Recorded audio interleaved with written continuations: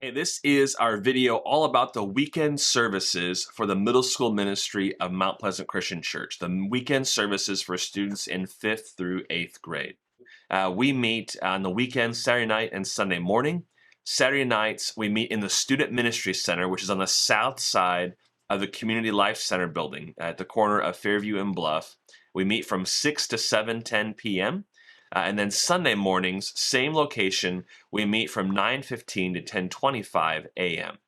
So this meets during two of our three church service times. On Saturdays, we know that sometimes service goes long. There's a little bit of bonus content in the Saturday service that happens.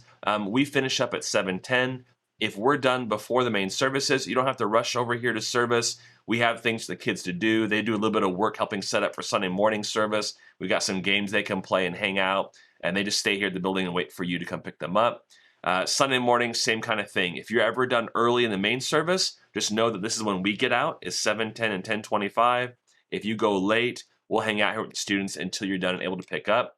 We also this past year began to play around with videos like this on YouTube, and so we make the teaching part of our service available every Sunday at our YouTube channel, which is pretty easy to find, youtube.com/MPCC5678.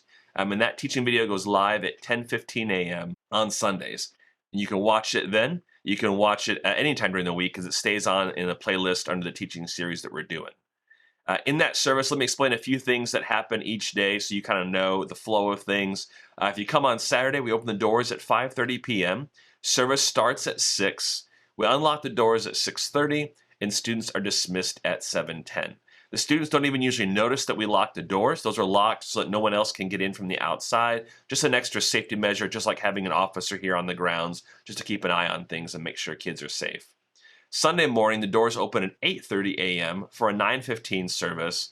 We lock those doors at 9:45, and students are dismissed at 10:25. There's a few things I need to kind of go over when it comes to the service. We operate kind of like a drop-off at a school. You can pull up to the sidewalk, open your door, let your kid out, and come on in. If we're doing RSVPs for services, your kid can have a copy of that on their device. If they don't have a device, no pressure, no worries. We have someone at the door with an iPad who can look at the RSVPs and make sure that they're in and ready to go.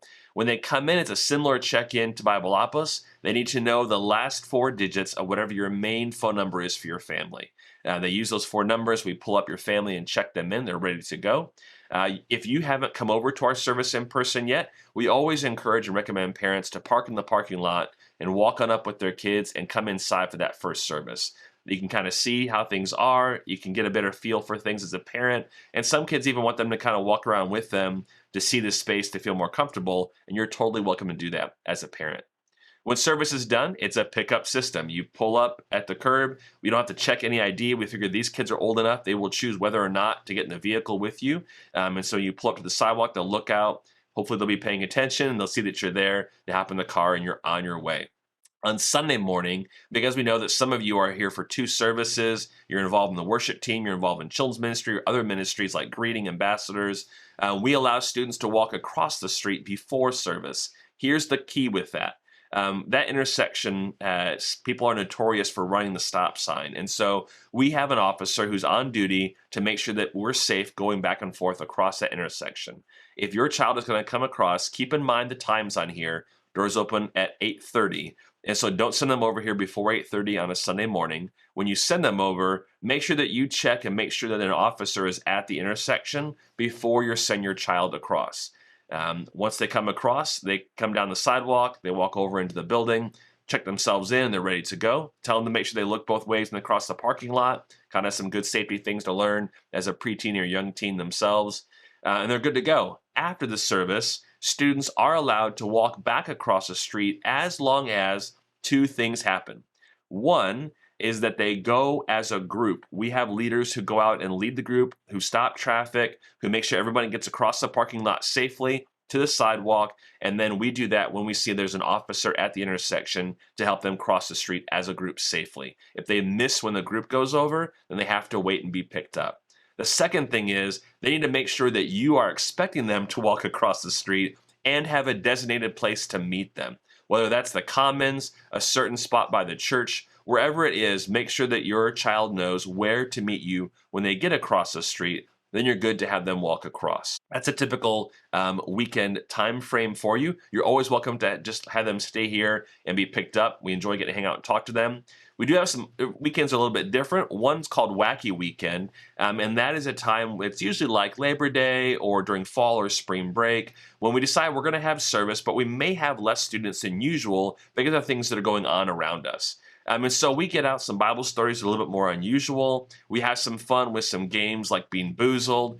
We've done some old classic things like Gallagher getting out a giant mallet and smashing a watermelon outside. We've done some really fun stuff. We even encourage kids to come and dress up and make the most of that weekend. And so you'll know from our calendar and our publicity when Wacky Weekends are, and we encourage kids just to have a lot of fun and really enjoy the weirdness and wildness and wackiness of middle school on these weekends.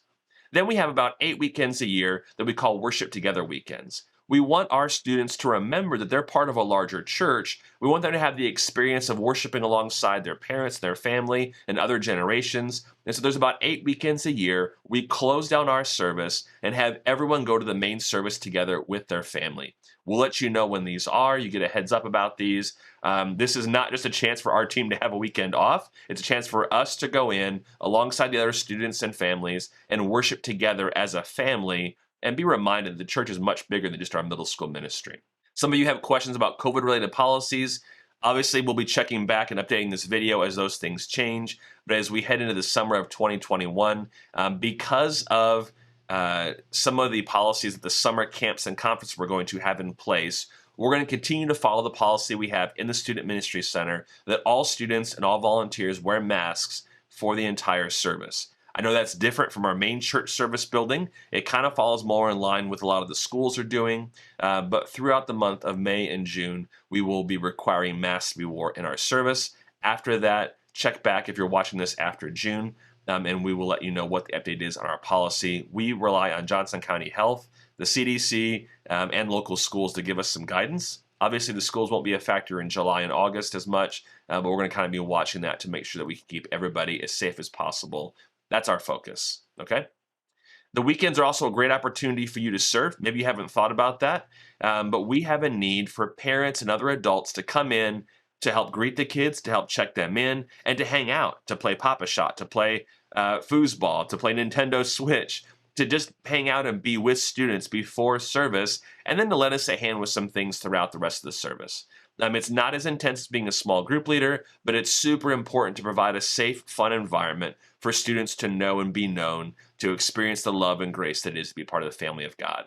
If you'd like to do that, we have a link in the video description. You can fill it out and get in touch with me. It doesn't require anything of you. We'll be in touch to have you come and observe a weekend, and then we will see how you like to get plugged in and what would be a good fit for you to possibly serve with us. Or we'll also take recommendations. If there's someone you think would be a great fit to work with this age group, please let us know. We'll reach out and we'll get in touch with them. That's a quick overview of our middle school ministry weekend services. If you have any questions, let me know. And of course, we'd love to have you serve if that's something that would interest you. Thank you.